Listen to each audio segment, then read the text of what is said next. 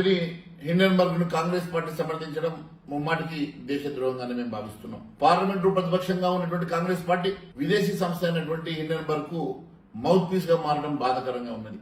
ఆ పార్టీ దివాలుకోరు రాజకీయానికి నిదర్శనంగా మేము భావిస్తున్నాం. భారత ఆర్థిక వ్యవస్థను దెబ్బతీసేలా వ్యవహరిస్తున్నటువంటి American short selling market research company అయినటువంటి హిండెన్బర్గ్ ని ఇచ్చినటువంటి నివేదికను ఆధారంగా మరి ఈరోజు SEBI the Securities and Exchange Board of India వ్యవహారంపై జాయింట్ పార్లమెంటరీ కమిటీ వేయాలని చెప్పి తెలంగాణ ముఖ్యమంత్రి రేవంత్ రెడ్డి గారు, ఉప ముఖ్యమంత్రి బట్టి విక్రమార్క గారు, ఇతర మంత్రులు కూడా డిమాండ్ చేయడం దేశ ద్రోహులకు, దేశ ప్రయోజనాలకు వ్యతిరేకంగా మేము భావిస్తా ఉన్నాం. దేశ ఆర్థిక ప్రయోజనాలకు విఘాతం కలిగేలా వ్యవహరిస్తున్నటువంటి విదేశీ కంపెనీ హిండెన్బర్గ్ కు వత్తాసు పలుకుతున్నటువంటి కాంగ్రెస్ పెద్దలు ఒకసారి ఆత్మ పరిశీలన చేసుకోవాల్సిందిగా మేము కోరుతున్నాం. గత 2023 మొదట్లో కూడా హిండెన్బర్గ్ ఇప్పటిలాగే భారత ఆర్థిక వ్యవస్థను టార్గెట్ చేసుకుని ఒక నివేదిక విడుదల చేసింది. దాని ఆధారంగానే కాంగ్రెస్ పార్టీ అప్పట్లో కూడా రాజకీయం చేయాలని చూసి భంగపడింది. అయినా కాంగ్రెస్ పెద్దలకు ఇంకా బుద్ధి రాలేదు. ఇప్పుడు తాజాగా హిండెన్బర్గ్ కంపెనీ భారత ఆర్థిక రంగం కీలక సంస్థ అయినటువంటి సెబీని టార్గెట్ చేసి ఇచ్చిన నివేదిక ఆధారంగా మరోసారి రాజకీయం చేయాలని విదేశీ శక్తుల కుట్రలకు వత్తాసు పలకడమేగా మేము భావిస్తా ఉన్నాం.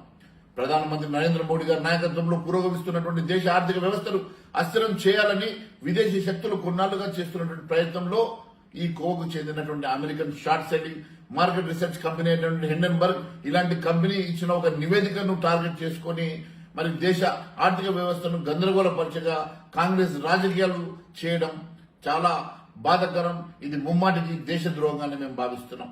ఒక అమెరికన్ కంపెనీ ఇచ్చిన నివేదికను కాంగ్రెస్ అత్యంత ప్రాధాన్యత ఇచ్చి దేశవ్యాప్తంగా ఇలాంటి ధర్నాలు చేయడం నిజంగా బాధాకరంగా మేము తెలియజేస్తా ఉన్నాం. ఇలాంటి అంశాలను తీసుకుని కాంగ్రెస్ పార్టీ రాజకీయం చేస్తుందంటే అసలు ఆ నివేదిక రూపకల్పనకు సహకరించింది హస్తం పార్టీగా అనుమానాలు వస్తున్నాయి. కాంగ్రెస్ సహకారం లేకుండా అమెరికా కంపెనీ హిండెన్బర్గ్ భారత ఆర్థిక వ్యవస్థపై నివేదిక రూపొందించలేదని నిపుణుల మాట. మరి సెబీ సంస్థపై హిండెన్బర్గ్ ఇచ్చిన నివేదిక ఏ విధంగా ప్రామాణికమో దేశ ప్రజలకు కాంగ్రెస్ వివరించాలి. ఒక విదేశీ కంపెనీని నమ్ముకుని కాంగ్రెస్ రాజకీయం చేయడం, సెబీ వ్యవహారంపై జేపీసీ ఏర్పాటు చేయాలనడం దేశానికి ఏ విధంగా ప్రయోజనం కాదు. ఇది దేశీయ మార్కెట్లో పెట్టుబడులు పెట్టే వారికి అయోమయానికి గురి చేస్తుంది.